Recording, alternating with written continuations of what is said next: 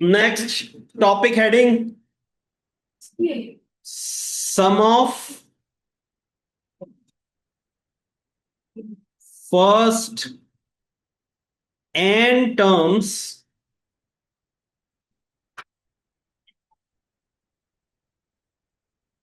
Of an AP.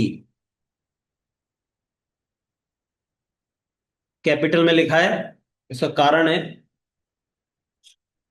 सबसे अच्छा question इसी में से बनता है एपी का। जितनी भी वर्ड प्रॉब्लम्स होती है मेजर, वो सब इसी के ऊपर बेस्ड है। किससे रिप्रेजेंट करते हैं? एसएन से रिप्रेजेंट करते हैं। इसमें सब में सबसे इंपॉर्टेंट वर्ड है ये फर्स्ट। जो हम एसएन रिप्रेजेंट कर रहे हैं वो किन्हीं भी एन टर्म्स का सम नहीं है, वो फर्स्ट से स्टार्ट होते हुए एन टर्म्स का सम है। अगर हमने S7 लिखा तो इसका मतलब ये नहीं कि हम कोई भी 7 टर्म्स सम कर रहे हैं एपी की ना। फर्स्ट 7 टर्म्स जब हम सम करेंगे तो हम उसको S7 से दिखाएंगे। तो इसमें जो सबसे इंपॉर्टेंट है वो ये फर्स्ट वर्ड है। तो अभी के लिए क्या समझने की जरूरत है? Sn का मतलब क्या होता है? Sum of first N terms. Sum of N terms नहीं लगाएंगे हम, ये ना बोलेंगे कभी भी। अगर बोलोगे गलत तो लिखोगे गलत। दो फॉर्म्स होती हैं इस Sn के फॉर्मूले की। एक होती है n/2 a1 + an। कितने अननोन्स इस रिलेशन में? Which four? an क्या हुआ? nth term, last term. जहां तक का सम हमें निकालना है वहां तक की फर्स्ट टर्म और लास्ट टर्म का सम। इसको एल भी दिखा, एल से भी शो करते हैं, a+l। इसको ए से शो करते हैं और इसको एल से शो करते हैं, लास्ट टर्म। हम तो an से शो करेंगे भाई, सब जगह। ठीक। और अगर इसी फॉर्मूले में मैं an का फॉर्मूला पुट कर दूं तो नाउ Sn = n/2। a1 को a1 ही रहने दिया मैंने, और an की जगह मैंने an का फॉर्मूला पुट कर दिया, a1 + n - 1 × d। तो यही फॉर्मूला बदल कर क्या हो गया Sn का? n/2 2a1 + n - 1 × d। ये हुई इसकी दूसरी फॉर्म। इसमें कितने अननोन? कौन से 5?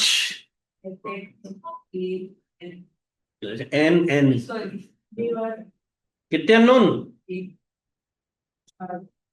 4। कितने अननोन इसमें? 4। ऊपर वाले में भी 4। डिफरेंस किस चीज को लेकर है दोनों फॉर्मूले में? इसमें d यूज हो रहा है, इसमें an यूज हो रहा है। तो गिवन कंडीशन के हिसाब से जज करेंगे हम कि हमें an का फॉर्मूला लगाना है या d वाला फॉर्मूला लगाना। Sn दोनों में कॉमन है, n दोनों में कॉमन है, a1 दोनों में कॉमन है। डिफरेंस केवल किसको लेकर है? फोर्थ अननोन को लेकर है। ऊपर वाले फॉर्मूले में an है फोर्थ अननोन, और नीचे वाले फॉर्मूले में d है फोर्थ अननोन। क्लियर?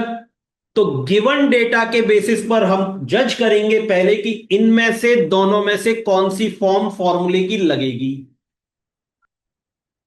फिर उसको लगाकर हम एक अननोन फाइंड करेंगे। क्वेश्चन करना स्टार्ट करते हैं। पहले सबसे आसान वाला क्वेश्चन करते हैं हम। Example 11। Find the sum of first 22 terms. केवल इतना ही रीड किया है मैंने। पहला नंबर कौन सा यूज हुआ क्वेश्चन में? 22। किसको रिप्रेजेंट कर रहा है? Find the sum of first 22 terms. N को शो कर रहा है 22। कितनी टर्म्स हम लेने वाले हैं? हम A22 तक टर्म्स लेने वाले हैं सम करने के लिए। फिर आगे क्या कह रहा है, ऑफ एपी 8 3 -2, A1 क्या हो गया यहां 8, और डी क्या हो गया यहां 3 -8 -5।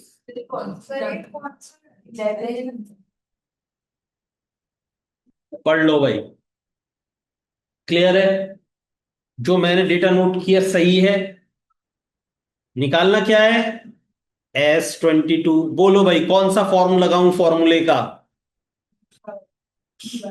डी वाला, क्योंकि डी गिवन है, A22 गिवन नहीं है, इसलिए हमको कौन सा लगाना पड़ेगा फॉर्म, सेकंड वाला।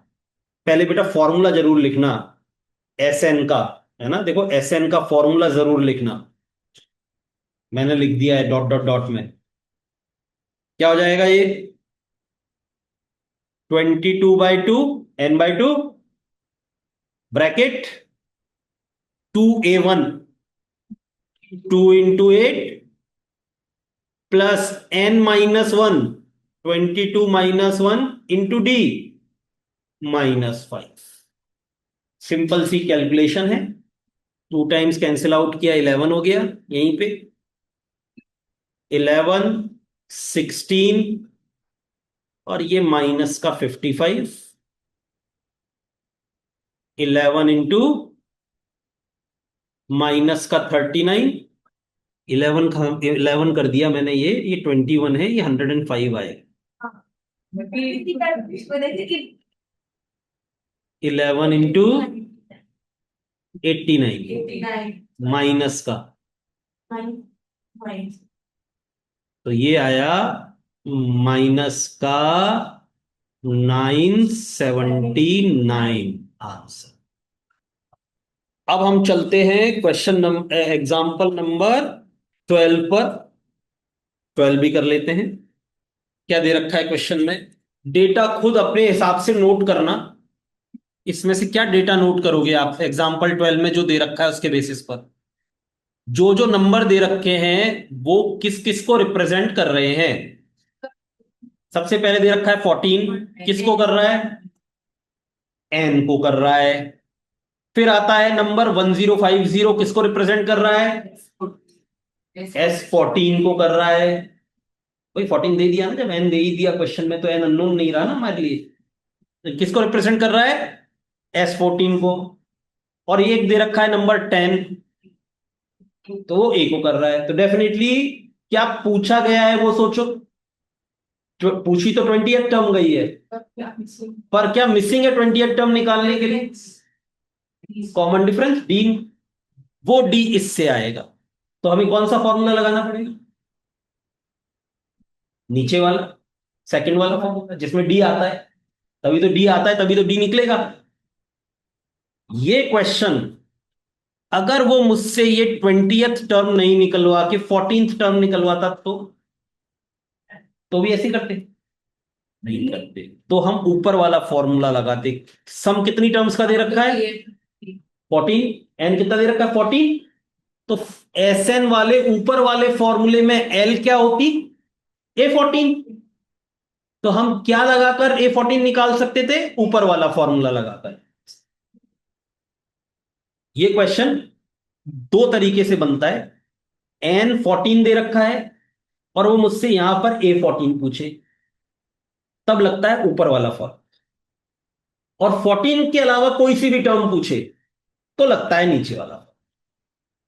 ऐसा क्यों, ऐसा क्यों, ऐसा क्यों, एन दे रखा है 14, S14 दे रखा है 1050, और ए दे रखा है 10। अब क्वेश्चन बनते हैं दो, एक तो उसने पूछा A20 और दूसरा वो पूछता A14।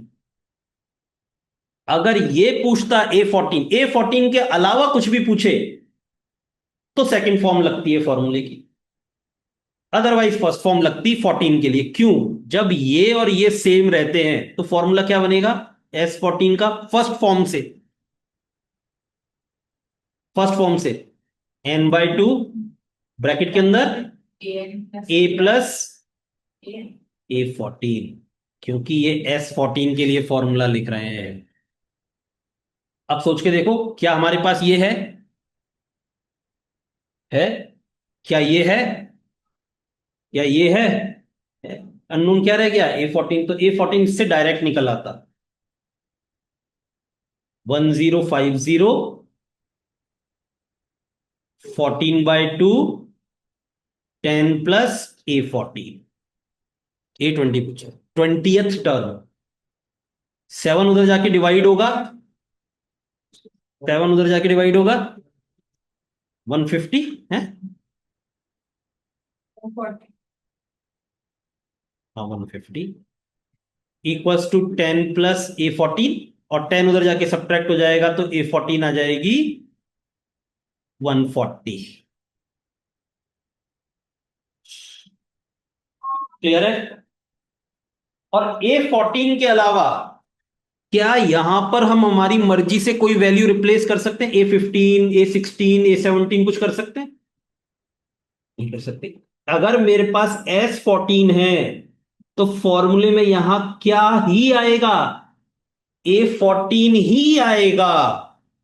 तो A14 तो डायरेक्टली कैलकुलेट हो सकता था, बाकी कोई भी डायरेक्टली कैलकुलेट नहीं हो सकता है। A2 पूछे तो भी पूरा प्रोसीजर लगाना पड़ेगा, A3 पूछे तो भी पूरा प्रोसीजर लगाना पड़ेगा, A12 पूछे तो भी पूरा प्रोसीजर लगाना पड़ेगा। केवल A14 के लिए ये एक शॉर्ट मेथड अवेलेबल रहेगा। अंतर समझ में आ गया दोनों का? अब A20 निकालनी है तो कैसे निकालूंगा भाई? Very nice. Sn is equal to n/2, 2a + n - 1 into d वाला फॉर्मूला लगाया। S14 is equal to 14/2, 2 into 10 + n - 14 - 1 into d, ये 7। और वैल्यू अगली स्टेप में डालनी थी वैसे तो मेरे को, पर यहीं डाल दी मैंने। 1050/7 इज इक्वल टू 20 + 13d। ये कटा 150 टाइम्स, 150 में 20 उधर जाके सब्ट्रैक्ट हुआ तो 13d इज इक्वल टू 150 - 20, और d इज इक्वल टू 130/13, 10। और अब A20 पूछा है तो A20 का फॉर्मूला लग जाएगा। नाउ A40, नहीं sorry, A20 is equal to A + 19d, 10 + 19 into 10, 10 + 190, 200 terms.